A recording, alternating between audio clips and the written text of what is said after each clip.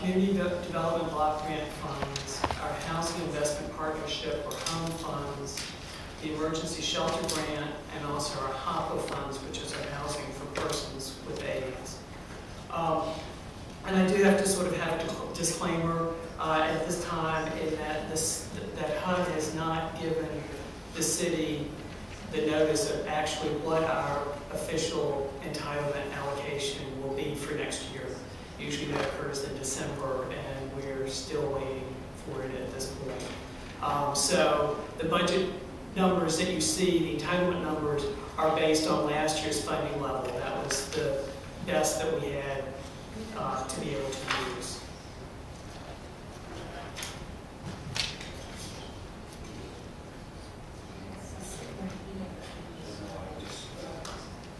One second, we're just trying to make sure that we have a copy of it in front of us.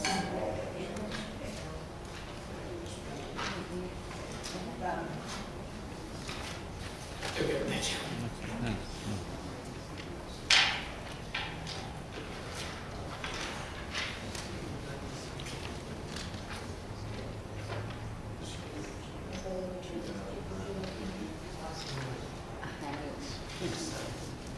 All right. Thank you very much.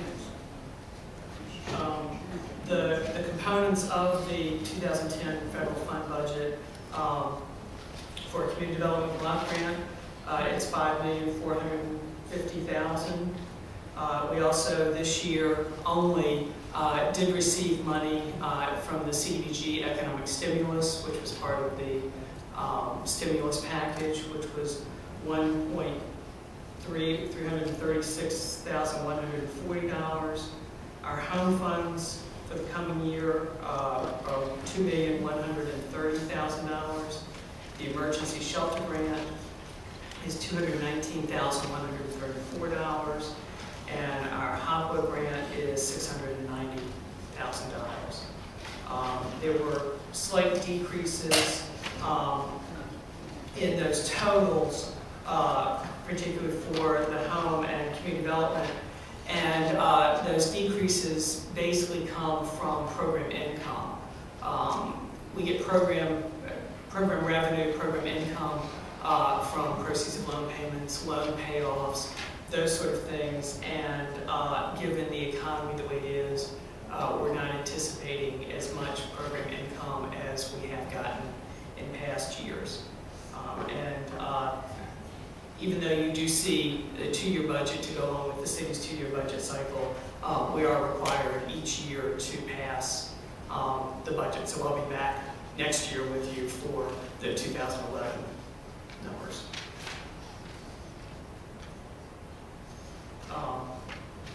As I say, we have seen a decrease in the program revenue for this coming year. We've estimated that to go down a little bit. What I have tried to do with this year is normally during the year, I'll come back to you with supplemental appropriation where we have funds that need to be reappropriated to various projects. Anything over $25,000 must come back to council to be reallocated. Instead of doing that this year, because of the downturn in the economy, we didn't do that and sort of held that money aside to add into this year's budget, not knowing exactly what our entitlement was going to be, so to try to cushion the blow of that. So that's what that $750,000 is, in addition to our normal entitlement, is the reserve funds, the surplus funds that are available. The stimulus money we got, we were allocated, as I said, $1,336,140 from the American Recovery and Reinvestment Act of 2009. And this money is for projects that are ready to proceed, basically shovel ready, and will also generate economic benefit and job creation.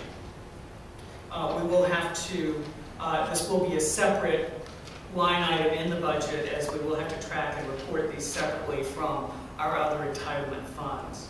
And what we tried to do in the mayor's budget, you'll see, is we tried to identify projects that met those criteria. And the 3 projects that we're recommending, the mayor's recommending, is Beckstoffers, which is a project up in Church Hill, Matthew Heights project, which is over in Highland Park, and also additional funds towards the citywide emergency repair program.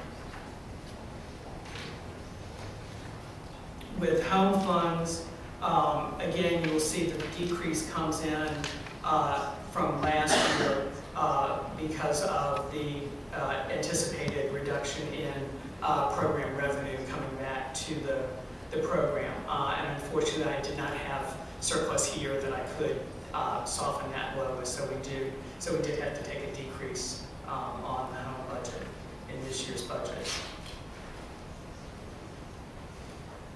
The funding strategy that we used for the CDBG and home funds was to continue the focus on housing and community revitalization, to continue the targeted approach that we've done over the last few years with Neighborhoods in Bloom and our other targeted areas, to continue addressing other critical citywide housing needs such as housing repair, down payment assistance, code enforcement activities, continuing to fund to address public service needs within the budget, and also addressing some neighborhood commercial area needs as well. The sort of the breakdown of our funds were for Neighborhoods in Bloom and our housing activities was about $4.9 million. The economic stimulus, of course, which is separate, was the 1.336. City services, which include code enforcement, neighborhood planning, block grant administration, is $2,082,000. Economic development was $215,000. Our public service, which includes lead safe screening, our housing counseling and foreclosure counseling and down payment assistance at $623,000. And then our loan repayment, we have a Section 8 loan that we're required each year in the budget to set aside $500,000 for repayment. Normally, that money, knock on wood, in the past has never been used. We have always been able to get enough program income in to pay that loan payment back. With the way program income is coming in, I don't know whether we'll still be able to do that or not, but that is a requirement of HUD that we put that money in to make sure that that loan payment is made. For the emergency shelter grant, it's slightly less. It's about $698,000 less than it was last year. We do plan to, the recommendation is to fund the same 9 programs with the same 6 providers that we already fund. There was a small decrease in one program. What we did was we decreased the ESG administration line item to counteract that decrease in funding.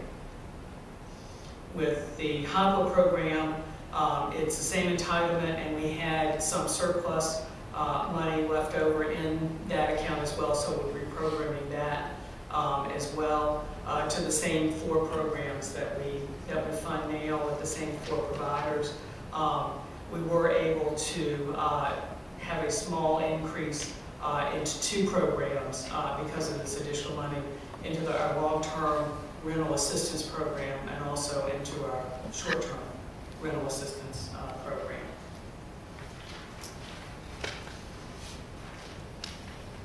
This year's consolidated plan is, basically the consolidated plan, which is a part of this budget, is our official application to HUD for these funds. And the annual plan, which is a part of this ordinance, supplements the 5-year consolidated plan that was passed last year and specifically does allocate the funds to the programs in this budget. With this, we will have a public hearing on the federal funds budget on April 27th. At that point, after the public hearing, if council wants to make any amendments to the budget, they can make them at that time. What we'll need to do is that after that public hearing is closed and you make any amendments that you want to make, you will then continue the paper until May 11th. Even if you don't make any amendments, we still need to carry over that budget paper, that ordinance paper, till the 11th of May. At that point, on the 11th, Council needs to adopt the budget and the consolidated plan, because we have to submit it to HUD by May 15th. So that's the time frame, which is a little different than your other budget papers, and that's why I wanted to bring that up to you, that it is a slightly different process. The one other item that I wanted to bring up to you, and just as sort of a general knowledge, we did receive stimulus money also in one other area, and that is in the homeless prevention funds. The city will receive $2,044,088 from the Homeless Prevention and Rapid Rehousing Fund of the stimulus package. These funds can only be used for homeless prevention and rapid rehousing projects. It's very specific that that's all it can be used for. And currently, right now, we're working with social services to get before you a substantial amendment to this year's plan. So this will actually be coming up to you. It will be introduced Monday night. And then we'll have a public hearing on that on May 11th also. How much was that again? $2,044,088. So I wanted to just bring you a heads up on that. That and it can only be used for. It can only be used for homeless prevention and rapid rehousing projects. And we have been working with social services. They've identified 4 populations that they would like to target this money for, where they have a need. Social services has seen a need already, and that's for single adults, for ex-offenders, for families with children, and also for youth coming out of foster care and youth homelessness. Those are the 4 areas that we'll be targeting these dollars towards. And Kaiser will be able to speak in more depth about that than I can. I'm the building guy, she's the people guy. So, but I just want to give you a heads up on that as well. And Yes, is this a one-time fund? I mean, if we're going to Yes. accept this money, then we're going to house people. When we have that money is no longer with us, then how do those people, then what happens? Particularly with the rapid rehousing, it is only for a limited amount of time that they receive the rent subsidy until they can sort of get themselves back on their feet and then not need the subsidy anymore. But this is a one-time, and we are looking for projects that are sort of sustainable after this money. Right, so I guess that's my question. If these projects are sustainable after we get this money, who pays for them? Well, in the sense that the people who would You're take saying advantage, clients, well, by the time we use this money, all those clients will be stabilized. right? Which is not to say that down the road there will be other clients who might need it, but yeah. Can this money be actually used to build special housing? No. It can only be used for rent subsidies? Right.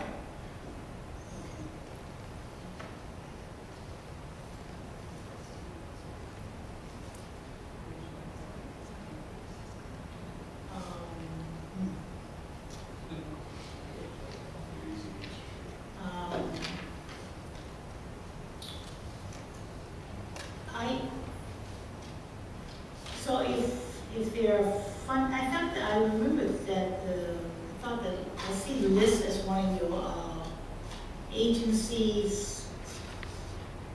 Are they listed in here as being funded? No. They're not.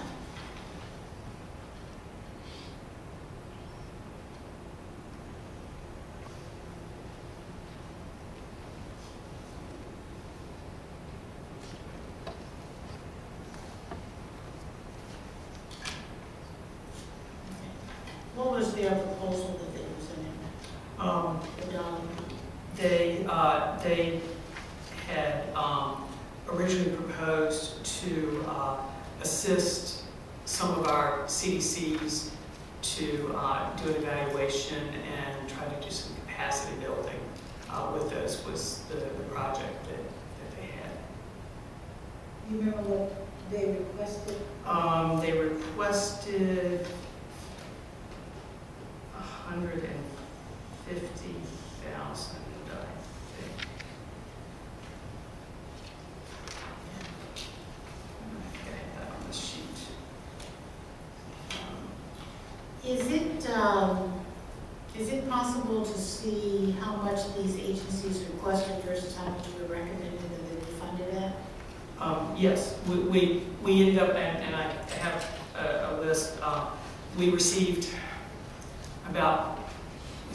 twice as many CDBG dollars as we had, about 3 times, almost 4 times as many home dollars requested as we had. Yeah, we can get you that.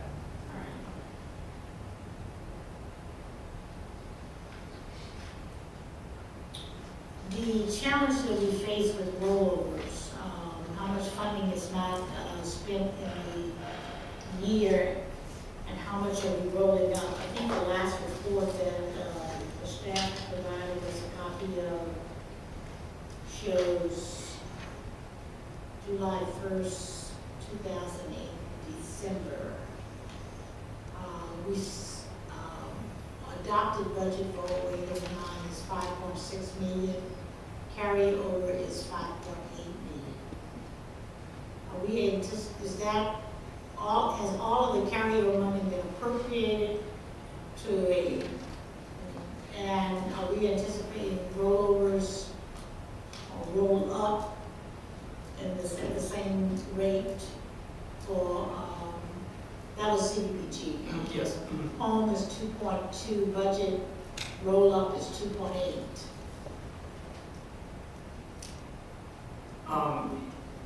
Not all of that money, as I mentioned earlier, part of that money we kept aside to try to take care of any shortfall that we thought we might get with our federal entitlements. So part of that money is there, but most of that money has been reallocated to those agencies to carry on the work. It's one of those things where, particularly in this economic climate. I guess the question I want to ask is, I'd like to know those 6 agencies that you said that you continue to work it with, what is their budget at the present time out of these funds? What's their appropriation? I mean, if we have a nonprofit organization that was included in the adopted budget of 0809, and then the roll-up funds, they receive some additional funds out of the roll-up. Right, for projects that are already underway, yes. Right, and then they have an appropriation in this year's budget as well. Okay. Okay, I want to be able to see it specifically in that. Okay. In that way, if we can have that Sure. information. Okay.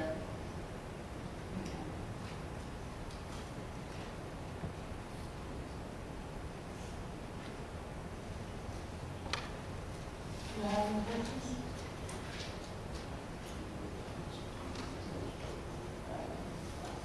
You're saying these are not people and those are your people?